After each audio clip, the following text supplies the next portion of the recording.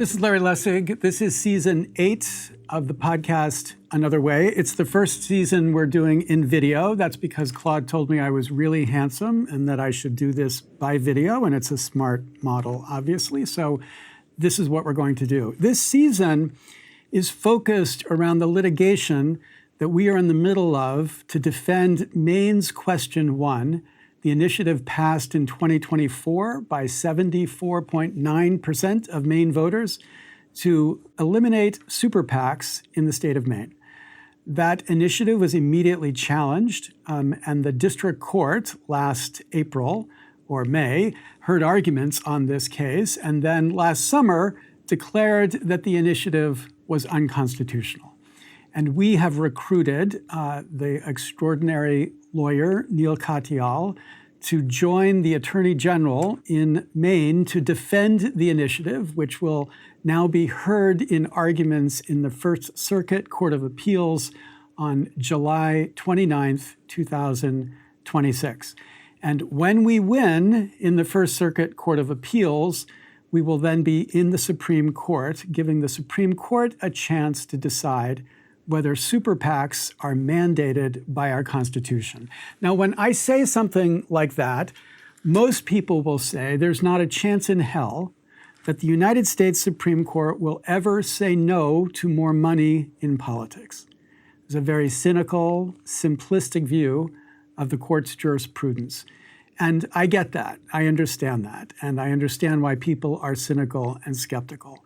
Indeed, Neil was skeptical until I got him to think through the argument carefully. And when he did, he saw what I didn't see originally either, but he saw why, in fact, under the existing rules of the United States Supreme Court, indeed, under the reasoning of Citizens United, SuperPACs are not mandated by our Constitution. Now, in this season, we're going to take the parts of this argument and lay them out in separate episodes.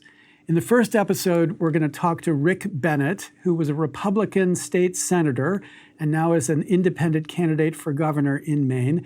Rick was critical in getting this initiative into the Maine political process and critical in helping us get it passed in Maine. And he's going to explain why this rule is so important to the opportunity for politicians to be able to serve their voters as opposed to serve the interests of those who fund these super PAC campaigns. And then in the second episode, we're going to talk to an extraordinary lawyer from Free Speech for People, which is an organization that has been fighting this issue since Citizens United was decided. And they are the ones who first pushed what I think is the critical argument that will make this case win in the United States Supreme Court. It's an argument applying the logic of Citizens United to demonstrate why super PACs are not constitutionally compelled. Then in the third episode, we're going to talk to Jonathan Gnepp, who is an extraordinary historian from Stanford, and he's part of a group of historians who are helping us understand what the original meaning of the Bill of Rights is. And when you understand the original meaning of the First Amendment, you would conclude, as Senator Josh Hawley has concluded, that the original meaning of the First Amendment would never give the Supreme Court the power to strike down laws like campaign finance laws. Indeed, it is so absolutely clear that's true under the original meaning that we think that if the court takes that seriously at all, we clearly win. Now, you might say, why do you care about the original meaning? Indeed, many people are against the idea of thinking about the original meaning. Many people are outraged at the whole idea of originalism. But the critical thing to recognize is that the United States Supreme Court has 6 justices who have declared themselves to be originalists, who say that their objective is to interpret the Constitution according to its original meaning.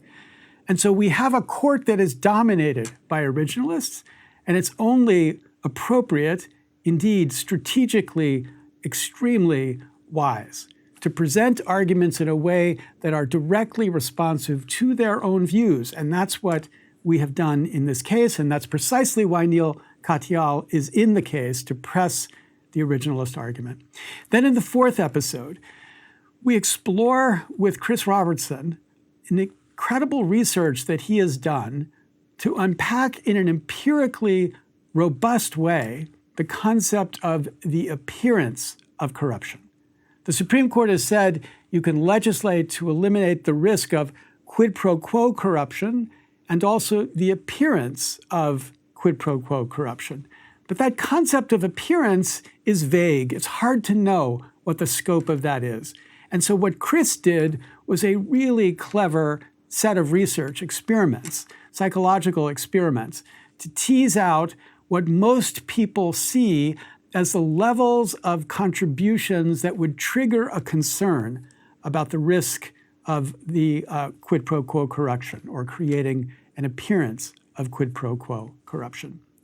And finally, if we get a chance, and I can twist his arm, I'm still persuading an extraordinary lawyer to join me, and he hasn't yet said yes, we're going to have an episode that tries to unpack the relationship between the Supreme Court's latest campaign finance case, the National Republican Senatorial Committee versus the FEC, and our case. Because in that case, the Supreme Court struck down limits on coordination between party committees and independent political action committees. And so the question, or campaigns, and so the question is whether that case means we win or we lose. And of course, people who think that the Supreme Court is never going to say no to money thinks that's just another reason why we're going to lose. But I think they're moving too quickly. So I hope you like this season. Not sure how many seasons we're going to do in video form, but it's been fun to record these. We're going to roll them out as quickly as we can produce them. And so you should expect that they will come out every couple days between the time this one comes out and the argument on the 29th of July. So stay tuned at our website at equalcitizens.us to learn more about the case and get updates about the decision of the court. Thanks so much for listening, and please share these podcast videos with anybody you think might be interested in the one way we have right now to end SuperPACs in America. Before we get a constitutional amendment, which I certainly think we need, before we get a constitutional amendment, applying the principles the Supreme Court has given us, we can find a way to stop this extraordinary distortion of our political process. Thanks so much for listening.